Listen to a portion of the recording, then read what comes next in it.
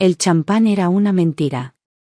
Se suponía que debía saber a Victoria, un proyecto multimillonario cerrado, a 3.000 kilómetros de casa. Pero un zumbido en mi teléfono rompió el silencio del piso 40 del St. Regis. Esperaba un cabo suelto de mi equipo. Un último correo electrónico. Lo que recibí fue una notificación. Una etiqueta en un lugar que nunca había buscado, el grupo de Facebook, Padres de Maple Creek. Mi pulgar se cernía sobre la pantalla. Un frío nudo se me hizo en el estómago. Se sentía mal. Y entonces lo vi. El pie de foto, Rachel Anderson, tienes que ver esto. Era una notificación de Facebook. Una etiqueta en el grupo, Padres de Maple Creek. Mi pulgar flotaba sobre la pantalla. Ese grupo era un caos de dramas de la Asociación de Padres y Maestros y anuncios de perros perdidos. Lo había silenciado hacía meses. Pero mi nombre estaba allí, etiquetado directamente. Rachel Anderson, tienes que ver esto. Abrí la aplicación. El vídeo ya se estaba reproduciendo, granulado y grabado con un teléfono inestable. Un pasillo. Taquillas, el familiar azul marino de la escuela secundaria Maple Creek. Un grupo de chicos, de espaldas a la cámara, rodeando a alguien. Risas, metálicas y crueles. Sentí un leve y desagradable vuelco en el estómago. Luego el grupo se separó y la vi. Sofía. Mi hija. Estaba apoyada contra las taquillas, su mochila, un caparazón de tortuga ridículamente grande en su pequeña figura. Un chico que reconocí vagamente, Noah Roosevelt, pensé, su padre era un empresario inmobiliario importante, le dio un codazo en el pecho. Tenía la cabeza gacha. No podía verle la cara, pero conocía el ángulo preciso de su cuello, la forma en que le caía el pelo, una cortina de seda marrón. Conocía la línea vulnerable de sus hombros. Se me cortó la respiración. La copa de champán se sentía pesada y fría. El vídeo no tenía sonido, solo una cacofonía de gritos apagados y burlas escritas en subtítulos en la pantalla. Entonces Noah la empujó con fuerza. Sophie se tambaleó, sus libros esparcidos por el suelo de linóleo. El vídeo terminó con un primer plano, un zoom aterrador. Su rostro, finalmente, se volvió hacia la cámara. Tenía el labio partido, un oscuro manchón carmesí le manchaba la barbilla. Y el hueco. Donde debería haber estado su diente frontal, solo había un espacio negro y sangriento. La copa se me resbaló de las manos. No se rompió. La gruesa alfombra del hotel absorbió el impacto con un golpe sordo, y el champán se extendió como una pálida herida sobre la lana oscura. No me di cuenta. Estaba torpemente, con los dedos resbaladizos y torpes, intentando actualizar la página. Quizás había un error. Un defaque. Alguna broma cruel y descabellada. Fue entonces cuando vi la segunda publicación. La que está justo debajo del vídeo. Fue de mi marido. De Edward. Su foto de perfil, los dos sonriendo en una playa de Hawái, hace una vida, estaba junto a un bloque de texto tan tranquilo, tan mesurado, que tenía que ser una alucinación. A nuestros amigos y vecinos, comenzaba. Esta tarde, ocurrió un desafortunado incidente en la escuela secundaria que afectó a nuestra hija, Sophie, y a algunos de sus compañeros. Hemos hablado con las familias involucradas, así como con la administración de la escuela. Queremos ser claros, creemos que el diálogo, no la disciplina, es el camino a seguir. Estos niños están aprendiendo a desenvolverse en un mundo complejo. Los perdonamos. Ahora nos centramos en la recuperación de Sophie y en seguir adelante, juntos, como comunidad. Los perdonamos. Las palabras palpitaban en la pantalla. Mi sangre se heló, luego ardió. Me levanté de golpe de la silla, ignorando la mirada de sorpresa de la pareja de la mesa de al lado. Me dirigí a los ascensores a trompicones, con las piernas temblorosas y los nudillos blancos mientras agarraba el teléfono. De vuelta en mi habitación estéril y silenciosa, no encendí las luces. El resplandor de la ciudad me bastaba. Presioné el contacto de Edward, con el pulgar tocando la pantalla. Sonó una vez, 2 veces. ¿Rachel? ¿Está todo bien? Su voz era la misma de siempre. Tranquila. Suave. La voz que me había guiado durante 20 años de matrimonio, 3 intentos fallidos de FIV y la aterradora noche del nacimiento prematuro de Sophie. ¿Qué has hecho? Las palabras eran un susurro entrecortado. ¿De qué estás hablando? La publicación, Edward. La publicación de Facebook. ¿Los perdonamos? ¿Nosotros? ¿Quién demonios es nosotros? ¿Viste el vídeo? ¿Viste su cara? Una pausa. Podía oír su respiración lenta y constante al otro lado de la línea. Era el sonido que antes calmaba mis peores angustias. Ahora era el sonido de gasolina al ser vertida sobre una llama. Lo vi, dijo, con una voz peligrosamente baja. ¿Lo viste? ¿Viste cómo agredieron a nuestra hija, la hija que nos costó una década y todos nuestros ahorros tener, y tu respuesta es un comunicado de prensa? ¿En qué estabas pensando? Rachel, necesito que me escuches con mucha atención. Necesito que te subas a un avión. Ni se te ocurra decirme qué hacer.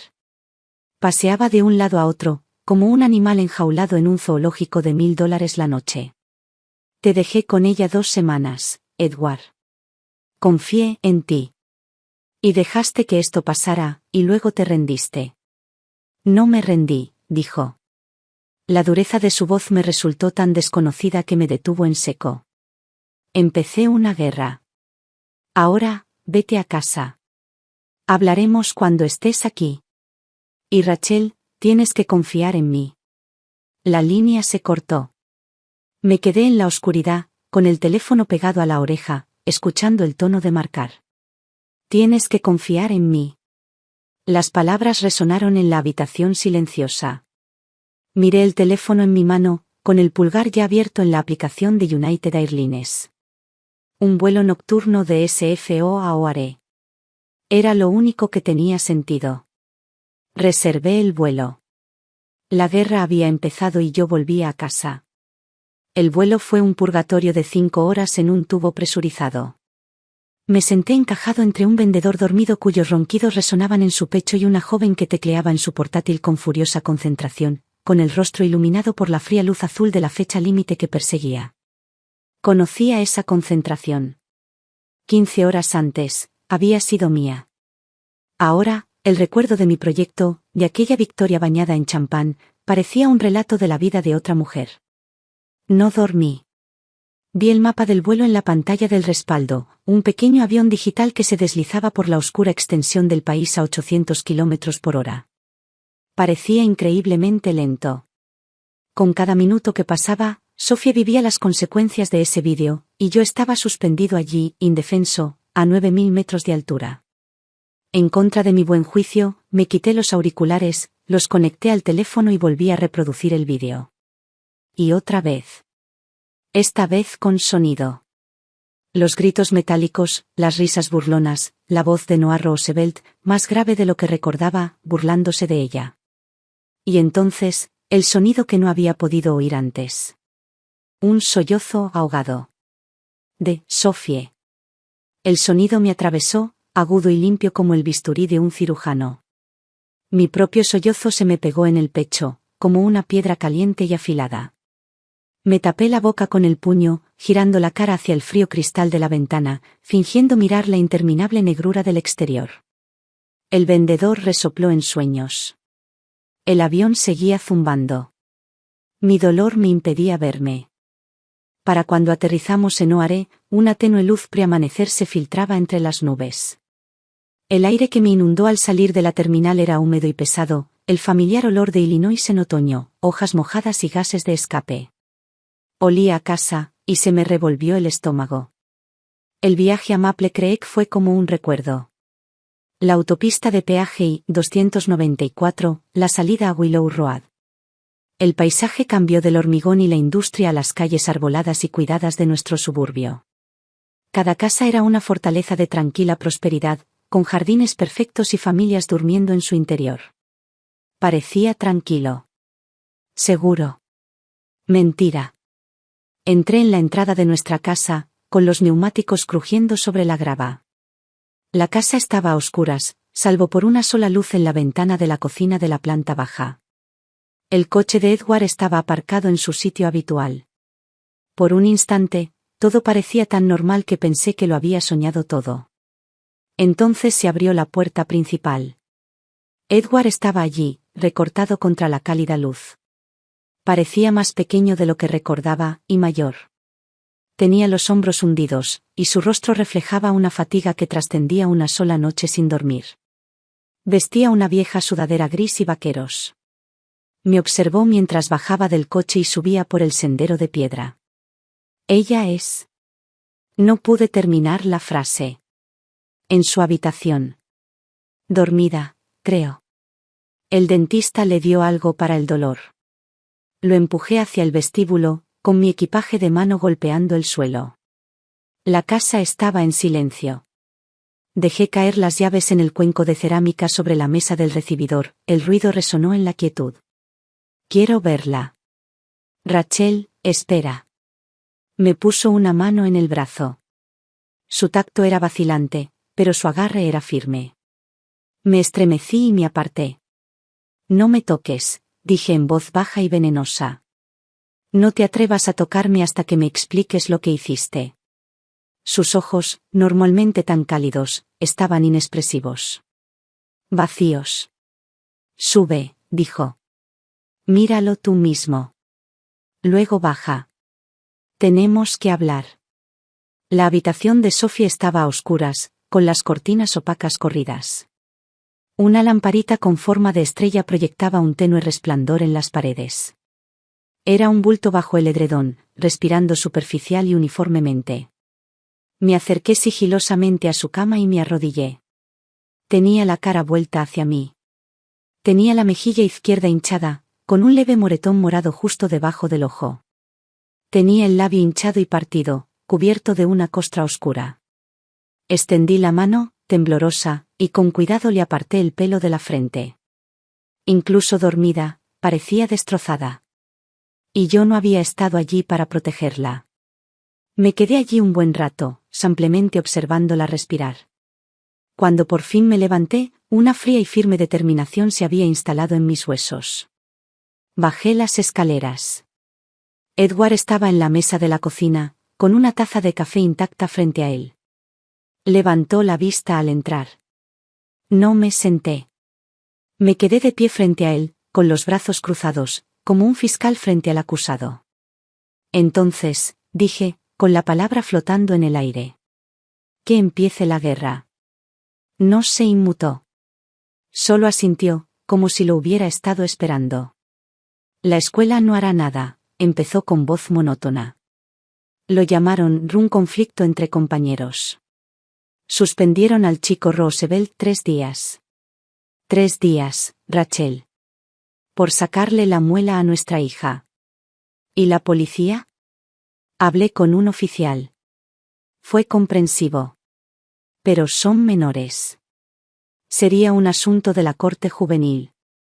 En el mejor de los casos, les darían libertad condicional y terapia obligatoria. La familia Roosevelt contrataría al mejor abogado de Chicago, y el asunto se alargaría meses. Sophie tendría que testificar. Revívelo una y otra vez. Sentí que la rabia volvía a crecer, un calor familiar en mis ojos. ¿Así que no hiciste nada? ¿Publicaste esa nota de rendición en Facebook y no hiciste nada? Hice algo, dijo, finalmente mirándome a los ojos. Sus ojos eran como 2 piedras grises. Pedí el divorcio esta mañana. Sus palabras me impactaron como un puñetazo.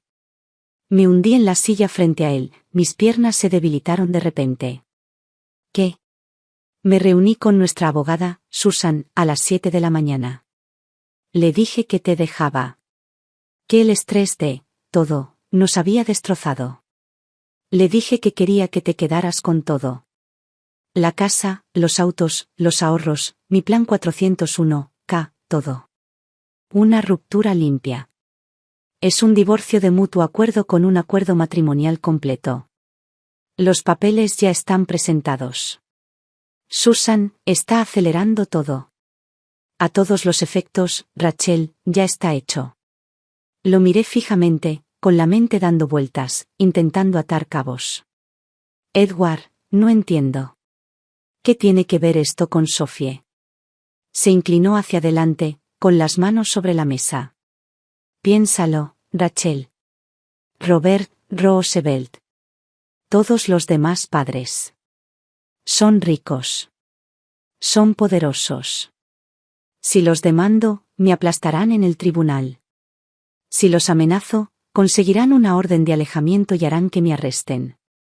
¿Por qué? Porque tengo un trabajo. Una reputación. Una familia. Tengo cosas que perder. Hizo una pausa, dejando que las palabras calaran en sus oídos. La luz de la ventana se hacía cada vez más fuerte, ahuyentando las sombras de los rincones de la habitación. ¿Pero un hombre que ya lo ha perdido todo? Continuó, bajando la voz hasta casi un susurro. ¿Un hombre cuyo matrimonio acaba de desmoronarse? ¿Un hombre que acaba de perder su casa, su dinero, su vida entera? ¿Qué pueden quitarle a un hombre así? ¿Con qué pueden amenazarlo? Todo encajó, y la pura y fría audacia de su plan me invadió. El perdón público. El divorcio repentino y trágico. La renuncia total a sus bienes. No se rendía. Se preparaba para la batalla. Se hacía intocable. Creen que estoy destrozado, dijo, con un destello oscuro y aterrador en la mirada. Están a punto de descubrir lo peligroso que puede ser un hombre destrozado. No voy a por su dinero, Rachel. Voy a por su sueño. Voy a ser el fantasma que acechará cada instante de sus vidas perfectas y cómodas. Y nunca lo verán venir. Observé al hombre al otro lado de la mesa de mi cocina. Durante 20 años, había conocido todos sus estados de ánimo, el sutil cambio en su mirada que indicaba estrés, la forma en que tamborileaba con los dedos en el volante cuando pensaba.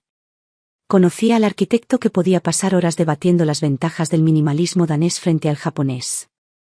Conocía al padre que le había construido a Sophie una casa de muñecas de 2 pisos con luces miniatura que funcionaban.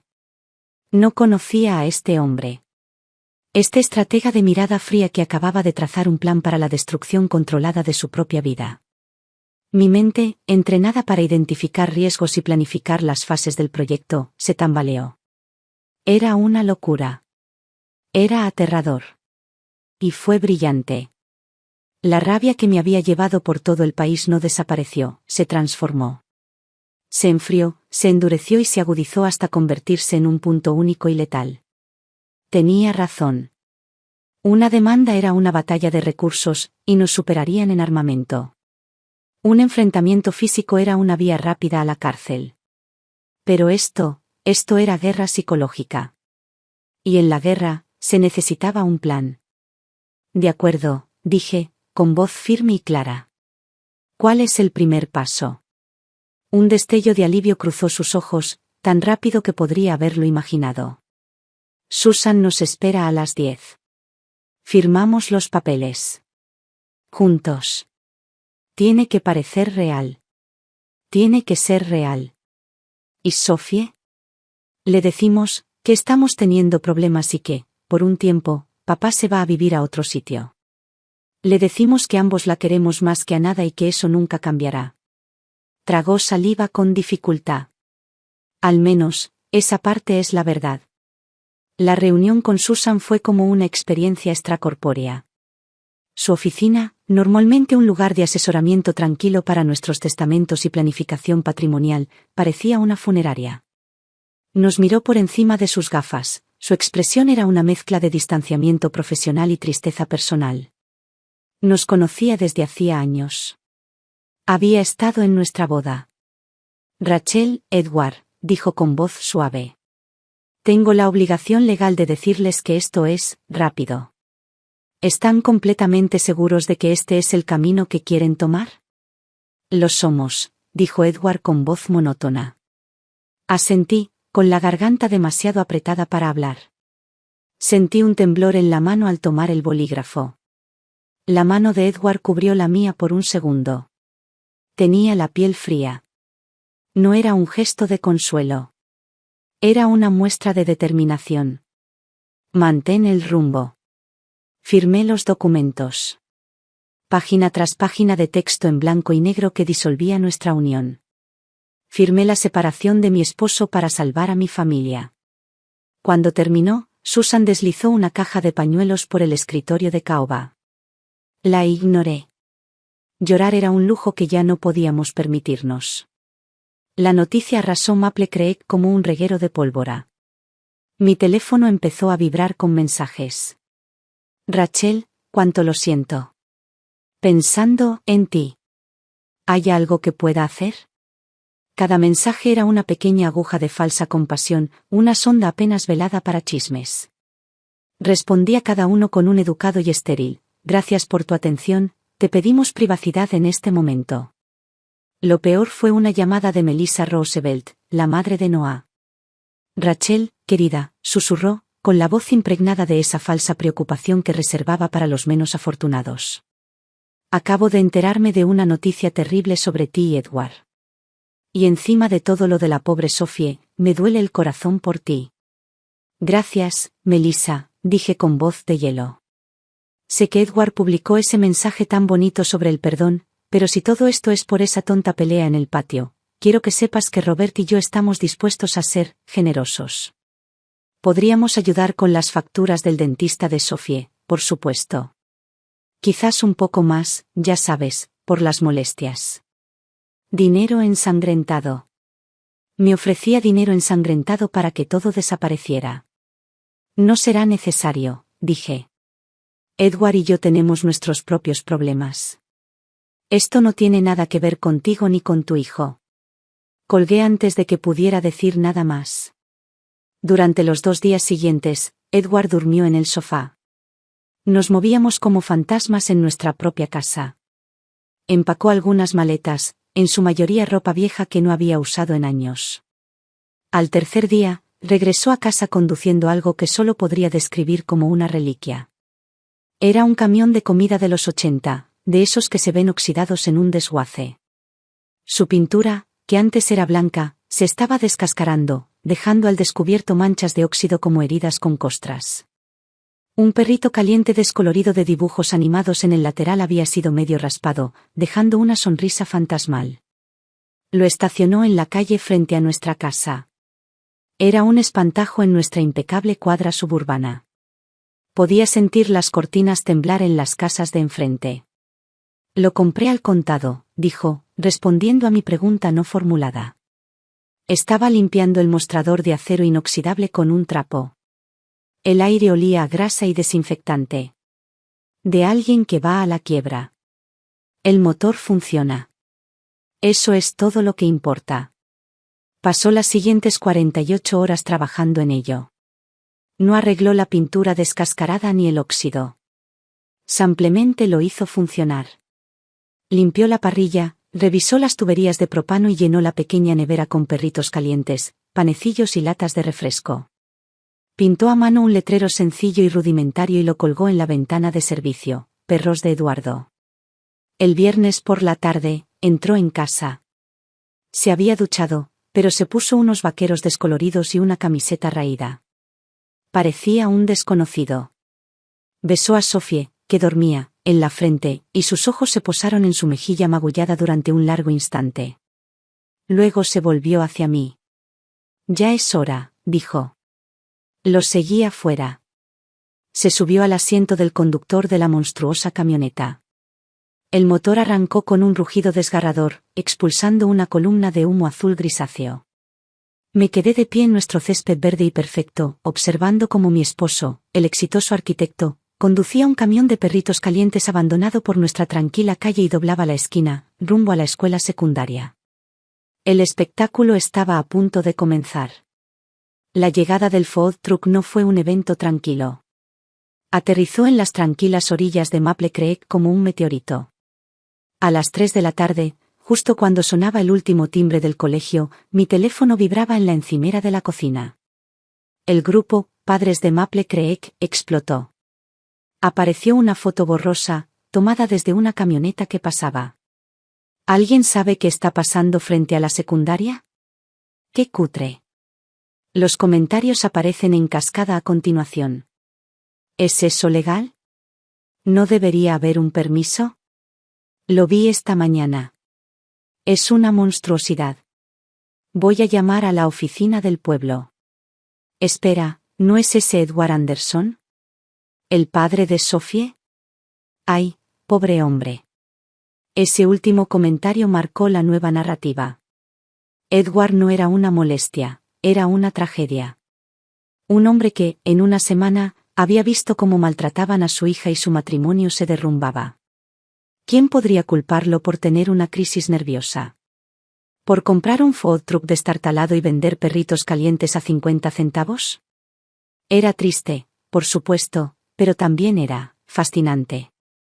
Un drama de acción real que se desarrollaba en la fila de recogida del colegio. Conduje hasta la escuela, aparcando a media cuadra, donde podía observar sin ser visto. Sonó el timbre de salida y un torrente de niños salió del edificio de ladrillo. Luego llegó el desfile de madres en sus relucientes Suburbans y Escalades. Disminuyeron la velocidad al pasar la camioneta, estirando el cuello y susurrándose por las ventanas abiertas. Edward era una estatua dentro de su caja de metal. Se movía con una economía de movimientos lenta y deliberada, colocando un perrito caliente en un pan, añadiendo un toque de mostaza y entregándoselo a uno de los pocos niños lo suficientemente valientes como para acercarse. Nunca sonreía. Apenas hablaba. Sus ojos, cuando no estaban en su trabajo, estaban fijos en una distancia media que solo él podía ver, apuntando directamente a la puerta principal de la escuela. Era una obra de arte escénico, y el escenario era la acera frente a la escuela de nuestros hijos. Entonces la vi. Melissa Roosevelt, saliendo de un Range Rover blanco perla que estaba aparcado ilegalmente en el carril de incendios. Se dirigió hacia la camioneta, con el rostro desfigurado por la indignación. Contuve la respiración. Edward, de verdad, su voz era tan aguda que se oyó al otro lado de la calle. ¿Qué es esto? Edward terminó de entregarle una lata de Coca-Cola a un chico y la miró con la mirada perdida. Vendo perritos calientes, Melissa. Ya lo veo. ¿Pero por qué? Aquí. Estás incomodando a todos. Esto no es bueno para la imagen de la comunidad. Ya no tengo casa, dijo con voz desprovista de emoción. Ni trabajo, en realidad. Necesitaba hacer algo. Ganar dinero. Su compasión, cuidadosamente construida, flaqueó. Esta no era la respuesta que esperaba. No podía discutir la necesidad de un hombre de trabajar, no en público. Cambió de táctica. Mira, dijo bajando la voz y acercándose a la ventana. Sé que dijiste que habías perdonado a los chicos, pero si esto es una especie de protesta, no es necesario. Le dije a Rachel que Robert y yo estaremos encantados de ayudar. Solo dime un precio. Edward limpió el mostrador con un paño limpio. Se tomó su tiempo, una pasada larga y deliberada. Luego la miró. No hay precio, Melissa. Ya perdoné a tu hijo. ¿Recuerdas? Él se apartó de ella y empezó a ordenar las servilletas en el dispensador. La despedida fue absoluta. Melissa se quedó allí un momento, boquiabierta, completamente desarmada. Había ido esperando firmar un cheque o amenazar. No sabía cómo tratar a un hombre que no quería nada de ella. Derrotada, giró sobre sus talones y regresó furiosa a su Range Rover. Solté un suspiro que no sabía que había estado conteniendo. La primera fase fue un éxito. Al día siguiente, llevé a Sophie a una cita de seguimiento con el cirujano oral. Al salir, un coche se detuvo junto al mío, bloqueándome el paso. Era un Lexus azul oscuro. Bajé la ventanilla. Una mujer que reconocí de las reuniones de la Asociación de Padres y Maestros, Laura Collins, me miró. Su hijo era uno de la manada. Rachel, dijo, forzando una sonrisa. Esperaba encontrarme contigo. Quería disculparme de nuevo por lo sucedido. Eran chicos, ¿sabes? Juegan bruscamente. Esta era la línea del partido. Chicos siendo chicos. Una excusa conveniente para la crueldad. Los juegos bruscos no suelen terminar con un implante dental de $6.000, Laura, dije, apretando con fuerza las llaves del coche. Su sonrisa se desvaneció. Mira. Todos estamos preocupados por Edward. Su camioneta está asustando a los niños. Mi hijo tiene pesadillas. Bien, pensé. Es un padre de luto, dije en voz alta. Y mi exmarido también. Sus decisiones son suyas. Pero podrías hablar con él. Por el bien de los niños. De todos los niños. Solo queremos que esto termine. Se asomó por la ventana, bajando la voz hasta convertirse en un susurro conspirativo. Melissa Roosevelt está intentando que el pueblo apruebe una ordenanza contra los camiones de comida cerca de las escuelas. Podrías detener esto, Rachel. Todos podríamos volver a la normalidad. Las llaves en mi palma se sentían afiladas. La miré, su costoso corte de pelo y sus ojos desesperados y arrogantes. No le importaba Edward. No le importaba Sophie. Le importaba su propia comodidad. Restaurar la paz y la serenidad de su vida. Le di una sonrisa lenta y fría. ¿Quieres que esto termine? ¿Quieres que perdonemos a tu hijo? El alivio se apoderó de su rostro. Sí. Exactamente. Claro, dije con una voz dulce como el veneno. En cuanto su hijo esté dispuesto a que le saquen uno de sus dientes permanentes, estaremos en paz. Hasta entonces, le sugiero que se acostumbre a las pesadillas. Me subí al coche, cerré la puerta de golpe y salí marcha atrás del aparcamiento, dejándola mirándome fijamente, pálida de la sorpresa. Mientras me alejaba, miré por el retrovisor. No reconocí a la mujer que vi allí. Y por primera vez en mucho tiempo, sentí un destello de algo que no era ira ni dolor. Era poder. Durante 2 semanas, la camioneta de Edward fue un elemento silencioso y oxidado en el límite de la propiedad escolar. Se convirtió en parte del paisaje, un excéntrico local, una historia con moraleja. Los padres dejaron de intentar hablar con él. Aprendieron a apartar la mirada, a apresurar a sus hijos para que pasaran junto a su ventanilla de servicio como si su dolor fuera contagioso.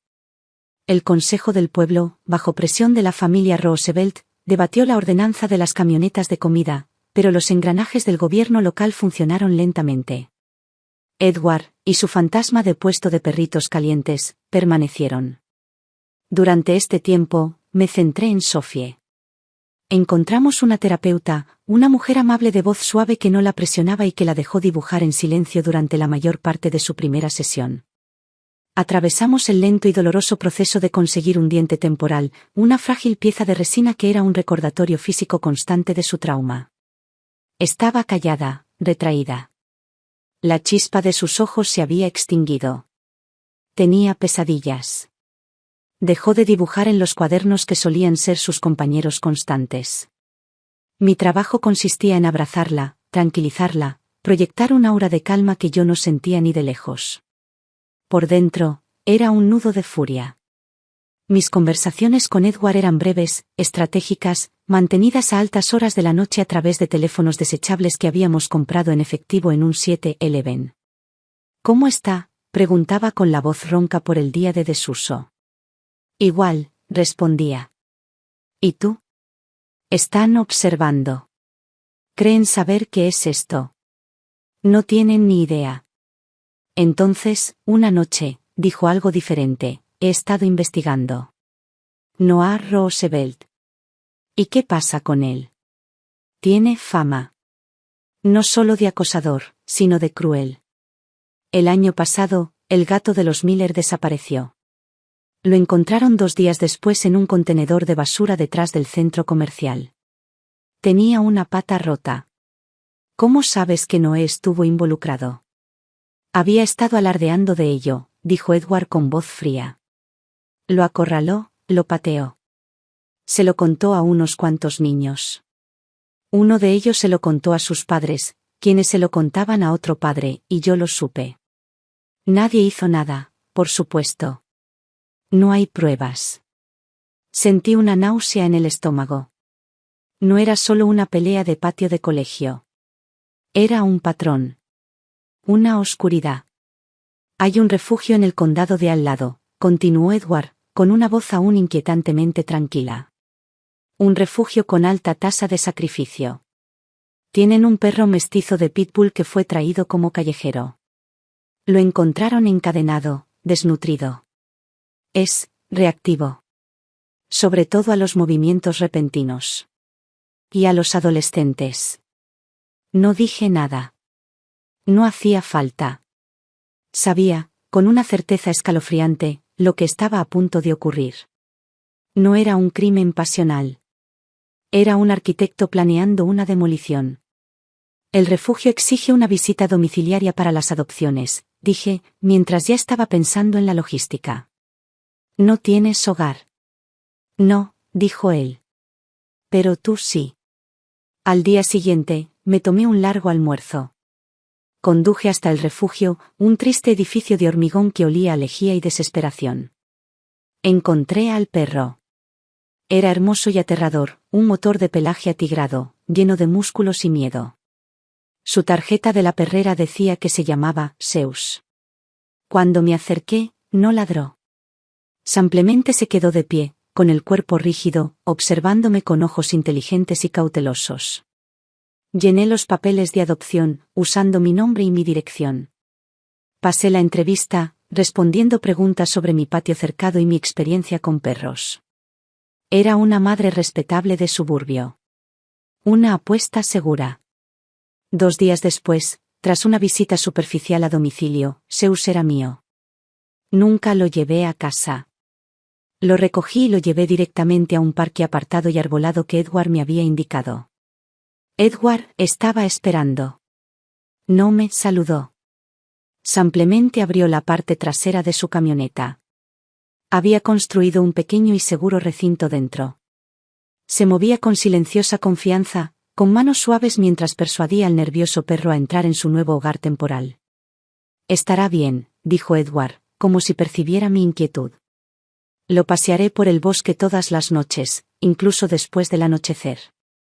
Me miró entonces, con una mirada pesada. Vete a casa, Rachel. Nunca estuviste aquí.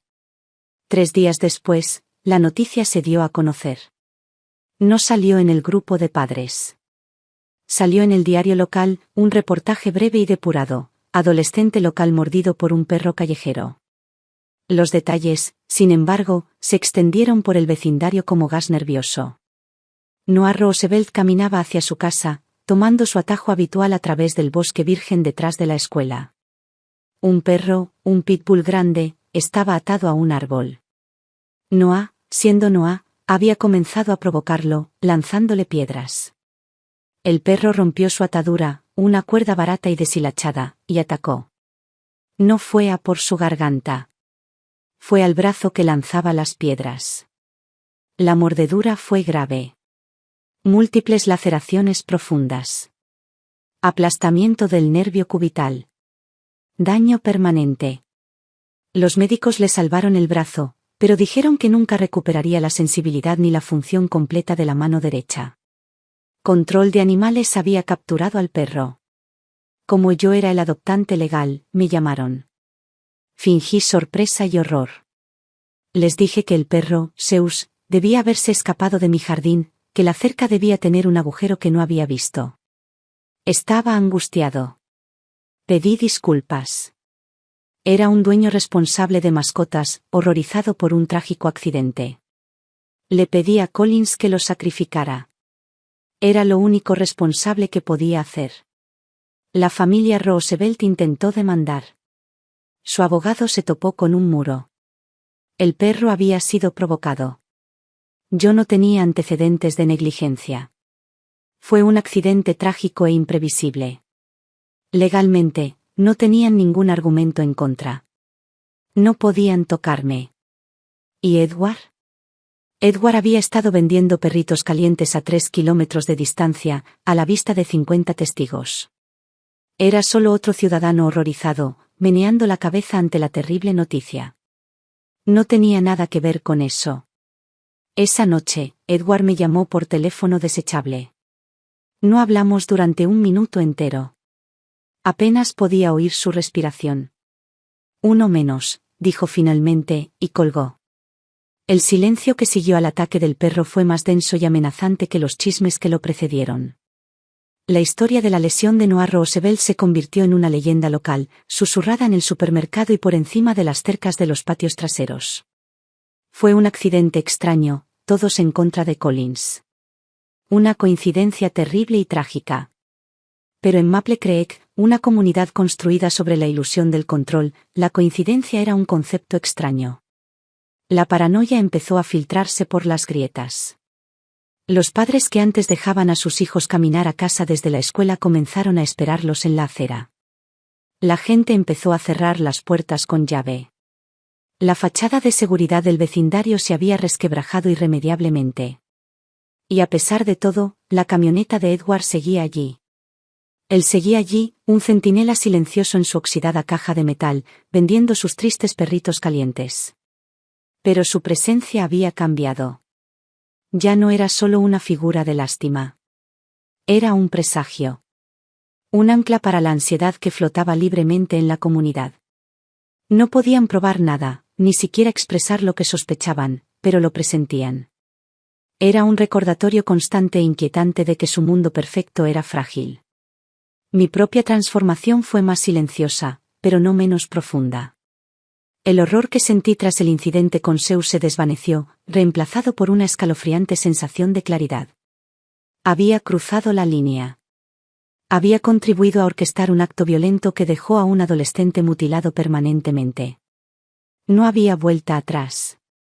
La ambigüedad moral se había disipado, dejando solo la austera arquitectura de la misión. Edward se había encargado del primer paso. El segundo era mío. Robert Roosevelt era un hombre que veneraba el dinero y la reputación. Sus desarrollos inmobiliarios se extendían por todos los suburbios más ricos de Chicago, enormes y desalmadas mansiones con nombres como el enclave de Willow Creek. Era intocable en sentido físico, protegido por capas de riqueza e influencia. Pero su negocio, como cualquier otro, era una máquina compleja. Y toda máquina tiene una debilidad. Había dedicado mi vida profesional a diseccionar sistemas complejos, a encontrar sus puntos débiles y a explotarlos para lograr eficiencia. Ahora, usaría esas mismas habilidades para la destrucción. Tarde en la noche, después de que Sophie se durmiera, mi portátil se convirtió en mi arma. Al principio, no buscaba actividades ilegales. Buscaba influencia. Revisé años de registros públicos de la Junta de Zonificación del Pueblo, estudiando minuciosamente los planos y las solicitudes de permisos para el último proyecto de Roosevelt, los Gables de North Shore. Era su joya de la corona, un enorme complejo de lujo de 200 viviendas. Cotejé proveedores y subcontratistas. Busqué constructores locales en foros en línea, leyendo entre líneas mensajes anónimos quejándose de promotoras que recortaban gastos y tardaban en pagar. Empezó a surgir un patrón. Roosevelt Development tenía fama de presionar a sus contratistas, de sustituir materiales de alta calidad específicos por alternativas más económicas tras las inspecciones, y de tener una alta tasa de accidentes laborales que se resolvían discretamente fuera de los tribunales. No era ilegal. Simplemente era un negocio astuto y despiadado. Pero entonces lo encontré. Una sola línea en un informe de impacto ambiental para The Gables. Hacía referencia a un pequeño humedal protegido en el límite de la propiedad. El permiso otorgado por la EPA de Illinois dependía de la construcción de una serie de estanques de retención y un sistema de biofiltración para evitar la escorrentía hacia el humedal. Era un requisito costoso y que requería mucho tiempo. Por intuición, contraté a un fotógrafo freelance de drones, un chico que encontré en una página web de trabajos temporales, y le pagué en efectivo. Le di las coordenadas y una instrucción sencilla: tomar fotos aéreas de alta resolución del límite noreste de la obra. Las fotos llegaron a mi bandeja de entrada 2 días después. Y allí estaba. O mejor dicho, no estaba. Los estanques de retención eran zanjas a medio cavar. El sistema de filtración era un montón de tuberías sin ensamblar y lonas de plástico. Pero las imágenes satelitales de Google Maps, que tenían 6 meses de antigüedad, mostraban la zona tal como debía ser. Roosevelt había construido los sistemas necesarios justo el tiempo suficiente para la inspección estatal final, y luego los mandó desmantelar para ahorrar en costos de mantenimiento a largo plazo, dejando que el limo y los residuos químicos se filtraran lentamente en el terreno protegido. Estaba envenenando la misma naturaleza que usaba en sus brillantes folletos de ventas. Pasé las siguientes 48 horas preparando mi caso. Creé una cronología, anoté las fotos del dron y las comparé con el permiso original de la EPA. Escribí una carta detallada y anónima, citando estatutos específicos de la ley de agua limpia que estaba violando. No la envié a la EPA. Eso se habría quedado atascado en la burocracia durante meses. Se lo envié a una reportera del Chicago Tribune, Sarah Jennings, conocida por sus agudos e implacables artículos de investigación sobre delitos corporativos. Creé una nueva dirección de correo electrónico cifrada, maplecraigconsciencia@protonmail.com, y le envié el paquete a su correo personal, que encontré tras una hora de búsqueda exhaustiva. El asunto era simple: el veneno en tu patio trasero. Luego, lo borré todo. La cuenta de correo, el historial de búsqueda, las fotos. Limpié el disco duro y reinstalé el sistema operativo. Tomé el teléfono desechable que usé para hablar con Edward, el mismo que había usado para contratar al fotógrafo, y conduje hasta un puente sobre el río Des Plaines. Lo partí por la mitad y tiré los pedazos al agua oscura y turbia. Mi trabajo estaba hecho. Había plantado la semilla. Ahora, solo me quedaba esperar a que creciera. Pasó una semana. La quietud en Maple Creek era el tenso silencio que precede a una tormenta. Entonces, un martes por la mañana, la tormenta estalló. Estaba revisando mis noticias mientras se preparaba mi café, como cada mañana. Y allí estaba, en la portada de la edición digital del Chicago Tribune.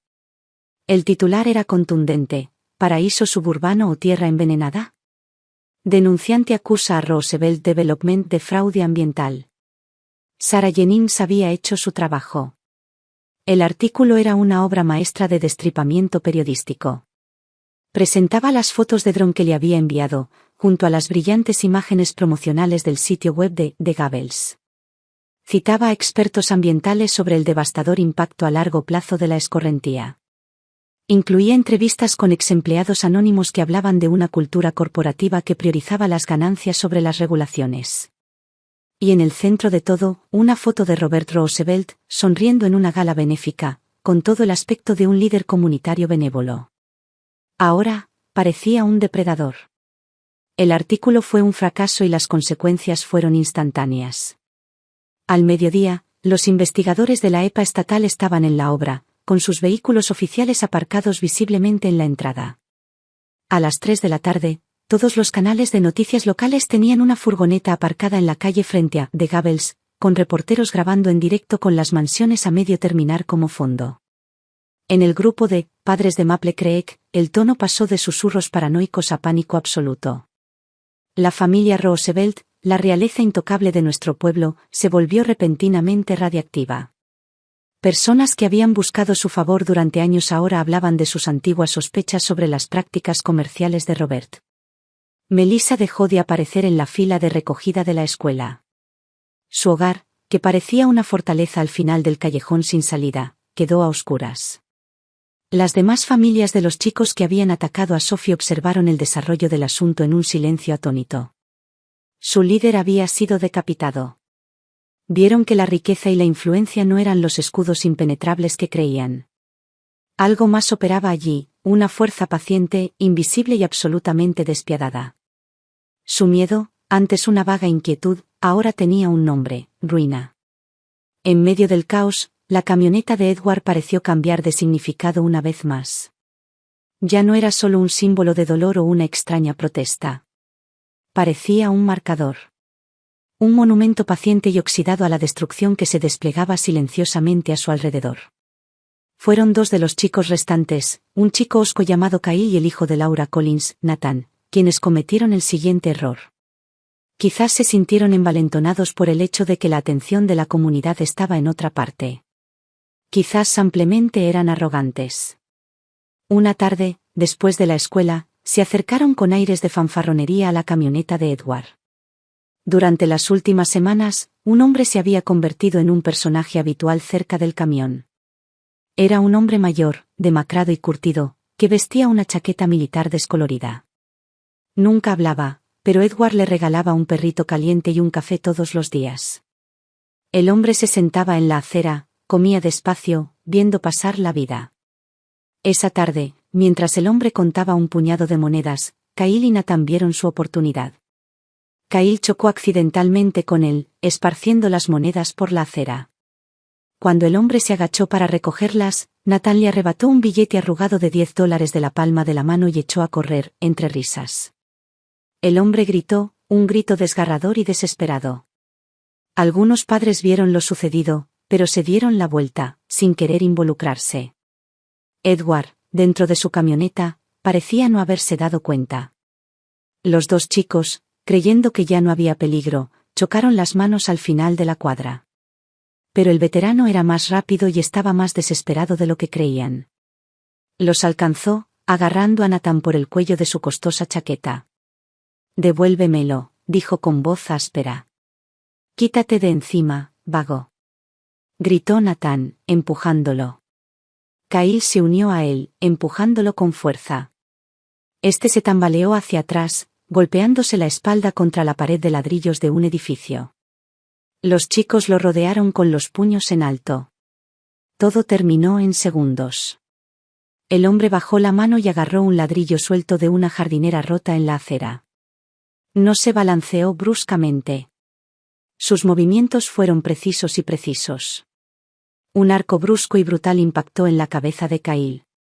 Un segundo que le dio en la cara a Nathan. Los chicos se desplomaron en el suelo, gritando. El hombre tomó sus $10 de la mano flácida de Nathan, dejó caer el ladrillo y simplemente se alejó. Llegó la policía. Llegaron los padres, Laura Collins histérica. La historia que contaron los chicos era un embrollo de mentiras. El indigente loco los había atacado sin motivo alguno. Ellos eran las víctimas. La policía interrogó a Edward. Era el único testigo que había estado allí todo el tiempo. No estoy seguro, dijo Edward con voz apagada. Estaba limpiando la parrilla. Oí gritos y, cuando levanté la vista, los niños estaban en el suelo. Laura Collins se giró hacia él, con el rostro desencajado por la furia. Lo viste todo. Permitiste que esto pasara. Probablemente le pagaste para que lo hiciera. La acusación flotaba en el aire. Era exactamente lo que todos pensaban. Además, era completamente indemostrable. Esa es una acusación grave, señora, dijo con calma el policía. Edward se quedó mirando a Laura con expresión indescifrable. Luego suspiró, un sonido cansado y agobiado. «¿Sabe?», le dijo al agente. «Este tipo de cosas, por eso instalé una cámara de tablero en la camioneta hace unas semanas. Para el seguro. Graba 24/7, por si alguien intenta vandalizar mi propiedad». Señaló vagamente el parabrisas. «Puede ver las imágenes si cree que pueden ser útiles». Un profundo silencio se apoderó de la escena. El rostro de Laura Collins palideció. El policía entrecerró los ojos con interés. Esa noche, Edward me llamó. Tenía la voz cansada. La policía tiene el vídeo. El veterano está libre de culpa. Fue en defensa propia. Los chicos están acusados de agresión y robo. Cerré los ojos, imaginando la escena. La trampa perfectamente tendida. El veterano silencioso y modesto. La cámara del coche, esperando como una araña paciente. «Tenemos que ayudarlo», dije. «Ya lo hice», respondió Edward. «Le di $1000 en efectivo esta noche. Le dije que comprara un billete de autobús y empezara de cero en otro sitio. Se fue. Nos quedamos en silencio un momento. 2 menos. 2 más para el final. Ten cuidado, Edward, susurré. No es de mí de quien tienes que preocuparte, dijo, y la comunicación se cortó. Los incidentes del ladrillo y el veterano provocaron una nueva conmoción en las familias restantes. No se trataba de una mano invisible moviendo piezas de ajedrez a distancia, como el escándalo ambiental. Era violencia callejera tangible. Era la prueba de que el peligro no era solo económico o de reputación, era físico. Y había ocurrido justo delante de la camioneta de Edward, con él como el único testigo creíble, aunque completamente inútil. El miedo se transformó en desesperación. Sabían que los perseguían, pero el cazador no dejaba rastro. No tenían ningún recurso legal, ninguna posición ventajosa. Solo les quedaba una opción, apelar directamente, o quizás amenazar directamente, a la única persona que creían que aún estaba atada al mundo de la razón y las consecuencias. Yo. La llamada provenía del director Thompson. Su voz sonaba tensa, carente de la autoridad habitual. Rachel, algunos padres están aquí en mi oficina. Los Collins, los Gallagher y los Petrie. Han solicitado una reunión contigo. Creo que sería beneficioso para todos que vinieras. Para aclarar las cosas. Aclaren las cosas. Como si se tratara de un simple malentendido y no de una campaña de destrucción sistemática. No sé qué hay que discutir, Robert, dije con voz fría. Mi exmarido y yo ya no estamos juntos. Sus actos son solo suyos. Por favor, Rachel, dijo, bajando la voz. Están inquietos. Creo que se sienten acorralados. Sería un gesto de buena voluntad. Un gesto de buena voluntad. Casi me río. Pero vi la oportunidad. Creyeron que me estaban acorralando. En realidad, estaban entrando en mi arena. Llego en 20 minutos, dije, y colgué. La oficina del director estaba sofocante, con olor a papel viejo y café aguado. Los 4 padres restantes, 2 parejas, Laura Collins, que ahora parecía 10 años mayor, y otra madre sola, estaban sentados en sillas como un jurado hostil. El director Thompson estaba sentado tras su gran escritorio de roble, un árbitro que hacía tiempo que había perdido el control del partido. Gracias por venir, Rachel, comenzó. Laura Collins lo interrumpió. Vamos al grano, dijo con voz quebrada. Sabemos lo que haces. Arqueé una ceja, fingiendo confusión educada. Lo siento, Laura. Me temo que no. Tu marido. Exclamó el señor Gallagher, con la cara roja. Su maldito camión de perritos calientes. Desde que lo estacionó ahí, nuestras vidas han sido un infierno. Nuestros hijos están en la mira. No es casualidad. Mi exmarido, corregí con suavidad. ¿Y me estás acusando de algo? Porque, la última vez que lo vi, mi único delito fue tener una hija que fue brutalmente agredida por tus hijos. Perdóname si no me compadezco de tus problemas actuales. Estamos dispuestos a pagar, dijo la señora Petrie con la voz ligeramente temblorosa. Era la más débil del grupo, con los ojos abiertos por el miedo. Cubriremos todos los gastos médicos de Sophie. Pasados y futuros. Y una compensación por su dolor y sufrimiento. Solo denos una cifra. Por favor. Que pare. Miré sus caras. Estas personas, que habían desestimado la crueldad de sus hijos como niños siendo niños, que habían ignorado el dolor de mi hija, ahora rogaban por comprar una salida a la pesadilla. No lo ofrecían por remordimiento. Lo ofrecían como pago por un exorcismo. Ya es un poco tarde para eso, ¿no crees? Dije con voz suave. Además, mi exmarido fue muy claro desde el principio. Perdonó a tus hijos. No le interesa tu dinero. ¿Y entonces qué quiere? Preguntó Laura Collins, alzando la voz. Que nuestros hijos acaben como Noé Roosevelt. Que lo perdamos todo. Esto no es justicia, esto es terrorismo. Dejé la acusación en el aire. Miré al director Thompson, que miraba fijamente un clip en su escritorio, deseando estar en cualquier otro lugar. Lo que quiero, dije, recorriendo con la mirada sus rostros desesperados, es que mi hija vuelva a sentirse segura. Es lo único que siempre he querido. Me incliné un poco hacia adelante. Pero tienes razón. Esto no nos lleva a ninguna parte. Un destello de esperanza en sus ojos. Dices que quieres enmendar el daño, continué. Una disculpa suele ser el primer paso. No de ti. De tus hijos. Una disculpa de verdad, en la cara de Sophie. Thompson aprovechó la oportunidad. Excelente idea, Rachel. Puedo mandar a los chicos a la oficina ahora mismo. Habló por el intercomunicador. Unos minutos después, la puerta se abrió. Un orientador orientó a los 3 acosadores restantes. Parecían hoscos y desafiantes. Sophie acababa de salir de la enfermería al final del pasillo, con dolor de cabeza. La recibí en la puerta y la tomé de la mano. Cariño, estos chicos tienen algo que decirte, dije suavemente. Miró más allá de mí y los vio. Se le cortó la respiración. Su mano se apretó contra la mía como una tenaza. No gritó ni lloró. Simplemente se quedó paralizada, con el cuerpo rígido, los ojos abiertos de par en par con el miedo primario de una presa que acaba de oler a su depredador. Hundió la cara en mi costado, su pequeño cuerpo temblando. Le acaricié el pelo, y mi corazón se convirtió en un bloque de hielo. Miré a los padres. Mi voz, al hablar, era baja, pero atravesó la habitación como un cristal roto. Sáquenlos de su vista, dije. Los chicos salieron rápidamente. Me arrodillé y le susurré a Sophie que estaba bien, que se habían ido. Al cabo de un momento, me levanté, dejándola con la consejera justo afuera de la puerta. Regresé a la oficina y cerré la puerta.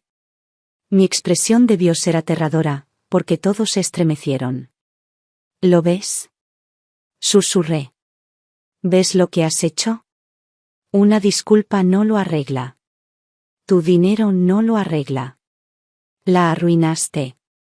Caminé hacia el centro de la habitación. Tienes miedo.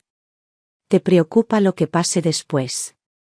Te quedas despierto por la noche preguntándote qué accidente le espera a tu hijo, a tu familia. Te sientes impotente. Sientes que no tienes control. Dejé que las palabras calaran hondo. Bienvenida a mi mundo, dije. Eso es lo que le diste a mi hija. Eso es lo que me diste a mí. La única diferencia es que te lo mereces. Me giré para irme, con la mano en el pomo de la puerta. Entonces me detuve y los miré, con una expresión de fingida lástima. Pero te daré un consejo, le dije. Si de verdad te preocupa tanto la seguridad de tus hijos, si de verdad crees que este pueblo y esta escuela ya no son un lugar seguro para ellos, bueno, el mundo es enorme. Hay otras escuelas. Otros pueblos. La última campana del día resonó en todo el edificio, un sonido estremecedor y eléctrico. Siempre puedes irte, dije con una sonrisa fría y tenue. Abrí la puerta, tomé la mano de mi hija y me alejé, dejándolas asfixiadas en el silencio. El viaje a casa desde la escuela fue silencioso. Sophie estaba sentada a mi lado, sujeta en el asiento del copiloto, con su pequeña mano aún aferrada a la mía. Miraba por la ventanilla, pálida e inexpresiva, como si el encuentro en la oficina del director le hubiera quitado todo el color del mundo. No la presioné para que hablara. Simplemente le tomé la mano, con mi pulgar dibujando círculos lentos y relajantes sobre su piel, anclada al presente, a la seguridad de mi coche. Cuando llegamos a casa, fue directa a su habitación y cerró la puerta. Oí el suave clic de la cerradura. Era un sonido que había llegado a temer, el sonido de su retirada a la fortaleza de su dolor, un lugar al que no podía seguir. Me quedé en el pasillo silencioso, con el peso de la tarde apoderándose de mí. Mis palabras en esa oficina habían sido un arma, y la había usado con precisión. Pero la victoria me pareció hueca. Los había aterrorizado, sí. Pero Sophie también seguía aterrorizada. La venganza era un fuego que podía calentarte, pero no podía reconstruir una casa que había sido incendiada. Para eso, necesitabas nuevas herramientas. Más tarde esa noche, llamé a su puerta. Sof. ¿Puedo pasar? Una larga pausa, luego el clic de la cerradura. Abrí la puerta. Estaba sentada en su cama, con un cuaderno de dibujo abierto en su regazo, pero la página estaba en blanco. Me senté en el borde de su cama. Siento mucho lo que pasó hoy, dije. No debería haberte dejado verlos. Ella negó con la cabeza, un pequeño movimiento. No es tu culpa. Su voz era un susurro. Es que, odio sentirme así. Como si yo fuera un ratón y ellos gatos. La metáfora era tan simple, tan devastadoramente precisa, que me dejó sin aliento. Lo sé, cariño. Lo sé. Respiré hondo. Había llegado el momento. Por eso creo que necesitamos enseñarte a ser un león. Ella miró hacia arriba, confundida. Te apunté a una clase, dije con voz firme y segura. Es una clase de defensa personal. Se llama Krav Maga. No se trata de pelear. Se trata de ser fuerte. Se trata de aprender a usar el cuerpo y la voz para que nadie te haga sentir como un ratón nunca más. Lo haremos juntos. Esperaba resistencia, una negativa. En cambio, se limitó a mirarme, buscando los míos con la mirada durante un largo instante. Luego, asintió levemente, casi imperceptiblemente. Era el primer ladrillo. El primer paso para construir unos nuevos cimientos. Mi consejo a los padres surtió el efecto deseado. 2 días después, un camión de mudanzas llegó a casa de los Petrie. Fueron los primeros en derrumbarse. Los observé desde la ventana de mi cocina mientras cargaban sus vidas en cajas. La señora Petrie no me miró ni una sola vez. Se habían ido al anochecer, dejando atrás un césped perfectamente cuidado y un enorme agujero en la confianza del vecindario. Un depredador menos al que temer para Sophie. El semestre siguiente fue una especie de paz frágil. Los abusadores restantes, con su grupo reducido y sus líderes destrozados, mantenían las distancias. Eran sombras en los pasillos, fantasmas de una amenaza que una vez pareció insuperable. Sophie y yo asistíamos a nuestras clases de Krav Maga 2 veces por semana. Al principio, dudaba, sus movimientos eran torpes. Pero poco a poco, algo empezó a cambiar. Aprendió a mantenerse erguida, a plantar los pies, a encontrar poder en su pequeño cuerpo. La chispa en sus ojos, la que creía extinguida para siempre, volvió a brillar, al principio débilmente, luego con una luz creciente y constante. Comenzó el semestre de primavera, y con él, el anuncio de la excursión anual de 8º grado, una experiencia educativa al aire libre con pernoctación en un parque estatal a 2 horas de distancia. La reacción inmediata de Sophie fue un atisbo del viejo miedo. Una noche lejos de casa. Lejos de nosotros. No tengo por qué irme, dijo rápidamente. No, no lo haces, le dije a Collins. Pero piensa en lo que hemos estado aprendiendo. Esta es una oportunidad para demostrarte a ti misma que ya no eres un ratón.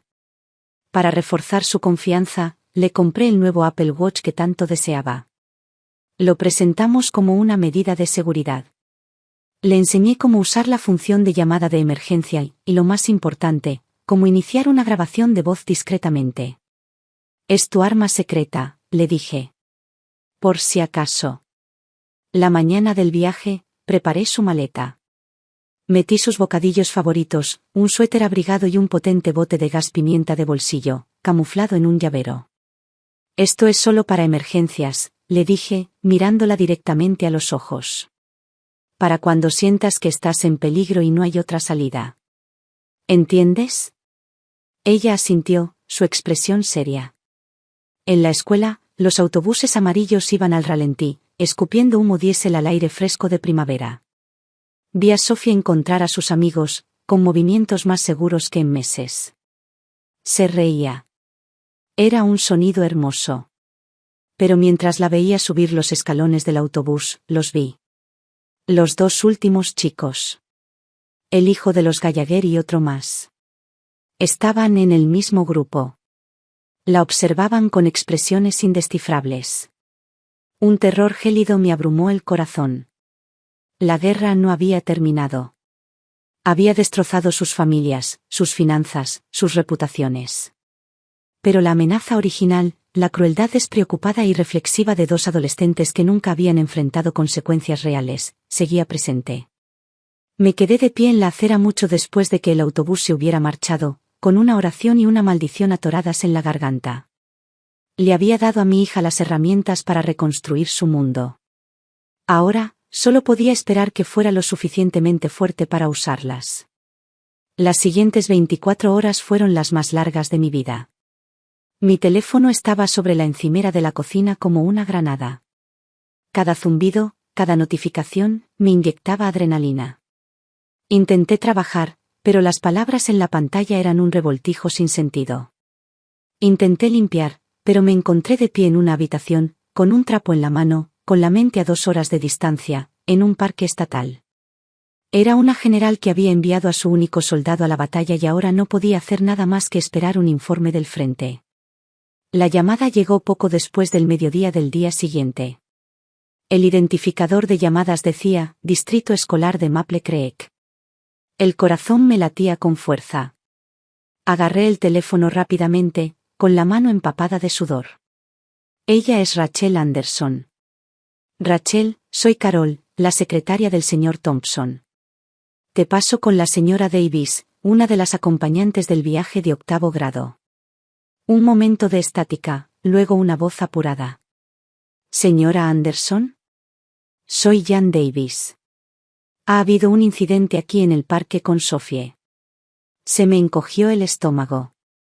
¿Está bien? ¿Está herida? Está bien.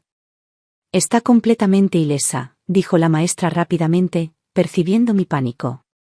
Pero, otros estudiantes no. Hubo una pelea. Necesitamos que vengas al parque.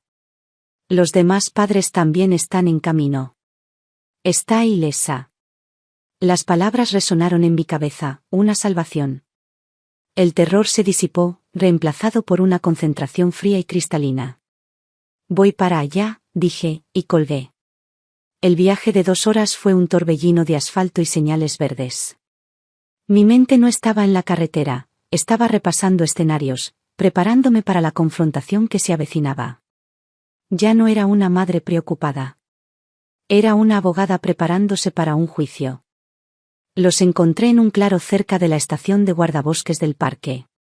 Era una escena caótica. Los 2 niños restantes, los Gallagher y los Peterson, estaban acurrucados con sus padres, que ya habían llegado. Ambos lloraban, con la cara roja y enrojecida. Uno tenía una expresión lívida en la mejilla, y el otro se agarraba el brazo. Sus madres revoloteaban a su alrededor, lanzándome miradas venenosas mientras salía del coche. Varios profesores estaban allí, con aspecto desamparado y abrumado. Y luego vi a Sophie. Estaba sentada en un banco de picnic a poca distancia, con la mochila a los pies. No lloraba. No estaba histérica. Se levantó al verme, con la postura erguida y la barbilla en alto. Parecía pequeña y cansada, pero irradiaba una calma inquebrantable. No se encogía. Estaba observando. Me acerqué a ella primero, ignorando a los demás padres. Le puse las manos en los hombros. ¿Estás bien? Ella asintió. Estoy bien, mamá. ¿Qué pasó?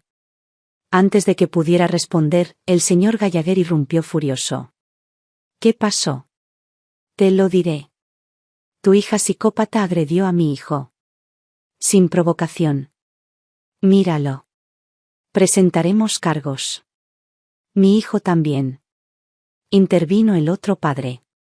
Los atacó como una fiera. Me giré para mirarlos, colocándome ligeramente delante de Sophie. Miré a la profesora, la señora Davis, nerviosa. ¿Cuál es su versión de la situación? No está, claro, balbuceó la maestra. Los chicos dicen que estaban hablando con Sophie, y ella se puso furiosa. Estaban en una zona más apartada del sendero, lejos del grupo principal. No había testigos adultos. ¿No hubo testigos?, repetí, dejando las palabras en el aire. Volví a mirar a los padres furiosos. ¿Entonces es la palabra de sus hijos contra la de mi hija? 2 contra 1, gritó el esposo de Laura Collins. Y miren las pruebas. Mi hijo está herido. El suyo no tiene ni un rasguño. Los dejé desahogarse, sus acusaciones me invadieron. Cuando por fin se detuvieron para tomar aire, me volví hacia mi hija. Sophie, dije con voz tranquila y clara para que todos la oyeran. ¿Qué tienes que decir? Sophie salió de detrás de mí. Miró directamente a los dos chicos, quienes se estremecieron y apartaron la mirada. Luego miró a los adultos. Levantó la muñeca y tocó la pantalla de su Apple Watch. Tengo una grabación, dijo somplemente. El silencio que cayó sobre el claro fue absoluto. Los pájaros en los árboles parecieron dejar de cantar. Los Gallagher y los Peterson se quedaron mirando, con una mezcla de confusión y horror creciente en sus rostros. ¿Qué? Preguntó la señora Davis, dando un paso adelante. Mamá me dijo que lo usara si alguna vez me sentía insegura, dijo Sophie. Jugueteó con el reloj un segundo, y entonces su voz, clara y firme, salió del pequeño altavoz, seguida por la de los demás. Sophie, ¿qué quieren ustedes? Hijo de Gallagher, con desdén, ¿qué crees que queremos? He oído que trajiste comida rica. Y ese reloj es genial. Pásalo. Hijo de Peterson, sí, dánoslo. No es que puedas hacer nada. No hay nadie cerca para ayudarte. Tu papá no está aquí con su camioneta espeluznante para salvarte ahora. Sophie, no. No te voy a dar nada. Hijo de Gallagher, ¿te crees duro ahora? Sigues siendo el mismo llorón patético. Lo aguantaremos. Mi mamá dijo que tu papá irá a la cárcel si alguna vez nos toca. ¿Qué vas a hacer? ¿Delatarnos? ¿A quién le van a creer? Se oyó un forcejeo, un crujido de hojas y telas.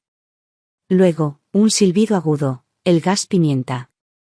Inmediatamente después, un grito ahogado. Hijo de Peterson, ¡ay! Mis ojos. ¿Qué demonios? Luego un gruñido, un golpe sordo y otro grito de dolor. Hijo de Gallagher, ¡ay! Me dio una patada. A por ella. La grabación terminó allí. Miré a los padres reunidos. Sus rostros habían pasado del rojo de rabia a un pálido enfermizo. Se quedaron sin palabras, sus mentiras expuestas a la vista de todos. Les di un momento para que se ensañaran con la humillación, luego me volví hacia la maestra. Me parece, dije con una voz que destilaba fría condescendencia, que a mi hija la estaban robando y amenazando. Se defendió. Es una pena que su escuela no parezca capaz de proteger a sus alumnos de los depredadores, pero me alegra ver que mi hija ha aprendido a protegerse. Me arrodillé y cerré la cremallera de la mochila de Sophie. Al levantarme, miré directamente a los dos chicos, que ahora miraban al suelo con lágrimas de vergüenza y dolor corriendo por sus rostros. Entonces, Sophie habló. Su voz ya no era un susurro. Era clara, firme y se extendía por el tranquilo claro. No soy un ratón, dijo, mirando fijamente a sus antiguos torturadores. Mi papá me enseñó a estar preparada, y mi mamá a ser lista.